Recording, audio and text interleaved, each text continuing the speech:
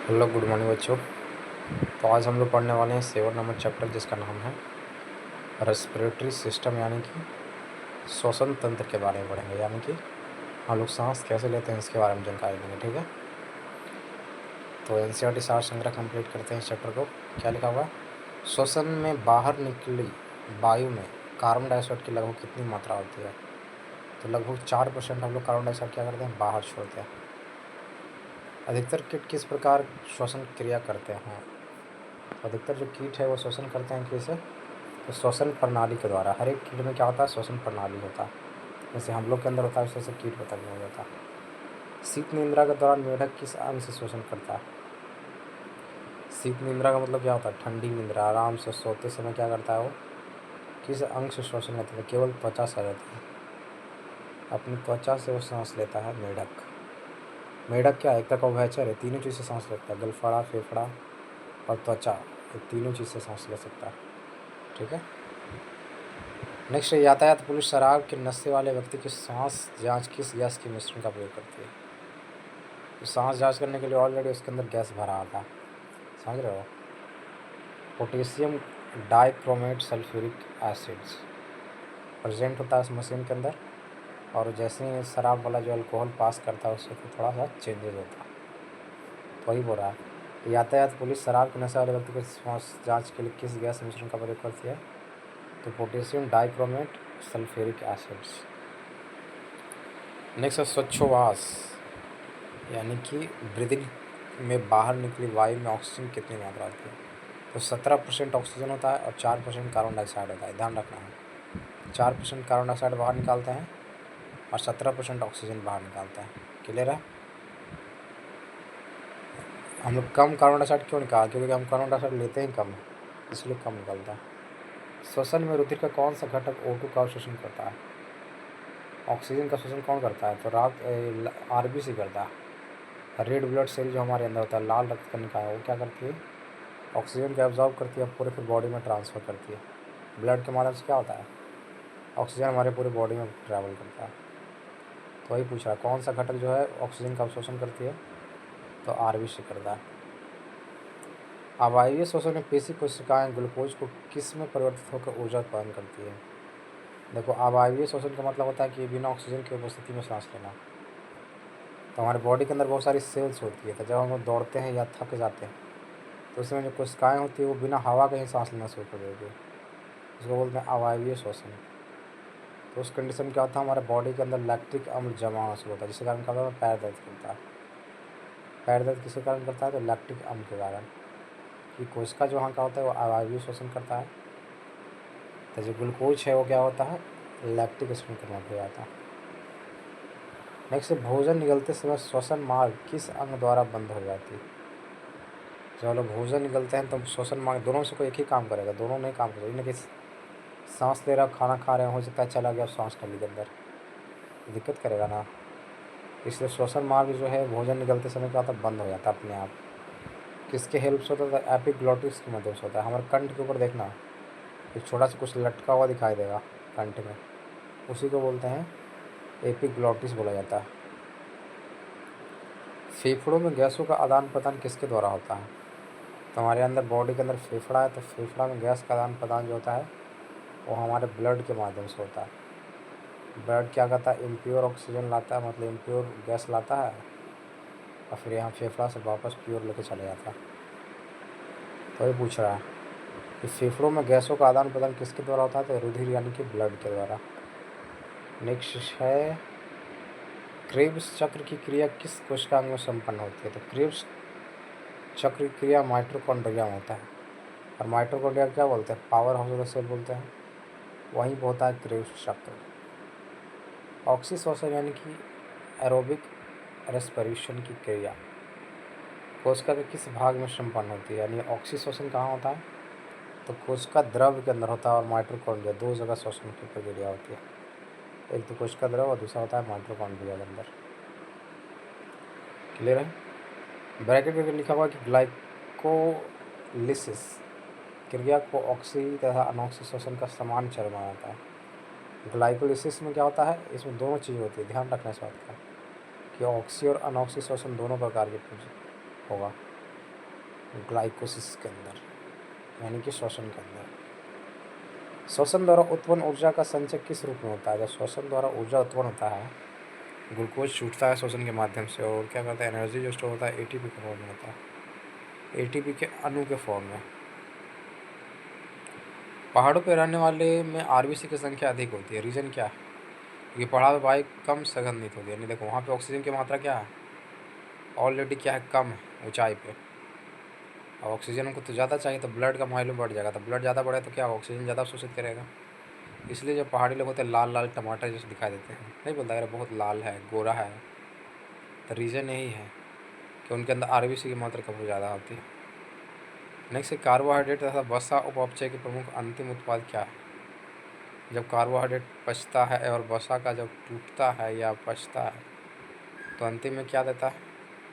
तो कार्बोहाइड्रेट टूटता है तो देता है कार्बन डाइऑक्साइड्स, और वसा जब टूटता है तो देता है पायरुविक अम्ल, यानी कि पायरुवेट एसिड्स हमको लास्ट में मिलता है।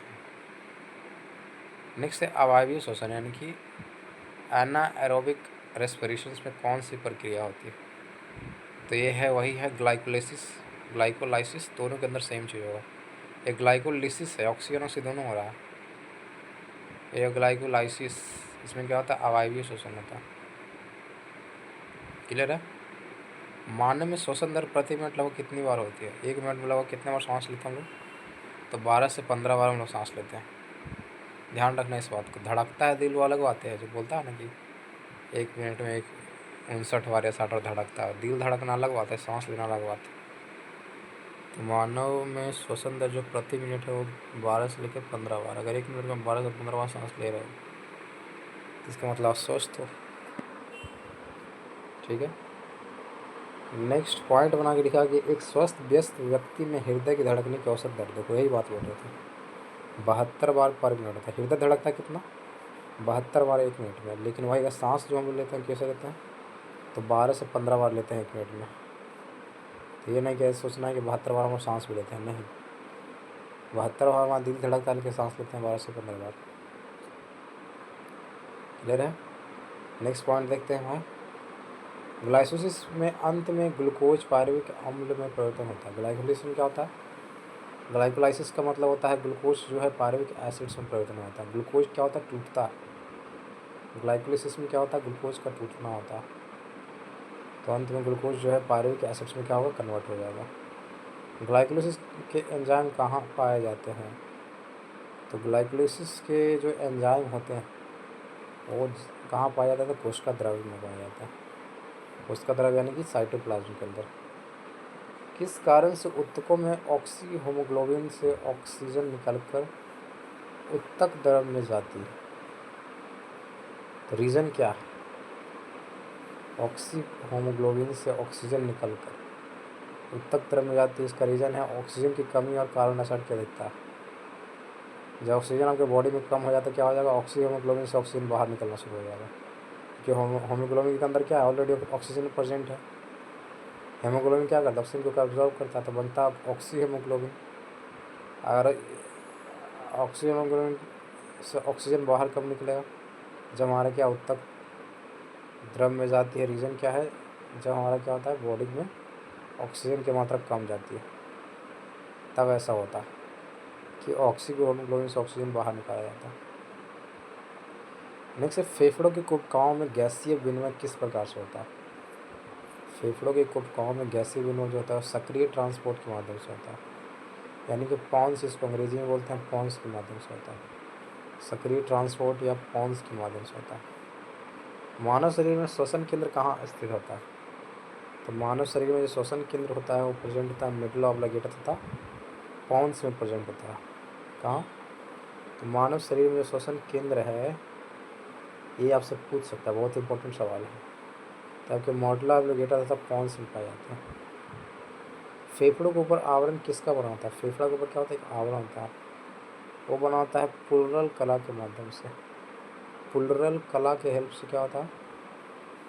फेफड़े के ऊपर का जो आवरण है वो बना होता है। सर्दी कार्बन डाइऑक्साइड का परिवहन किस रूप में होता है? तो बाइकार्बोनेट के रूप में हम लोग क्या करते हैं?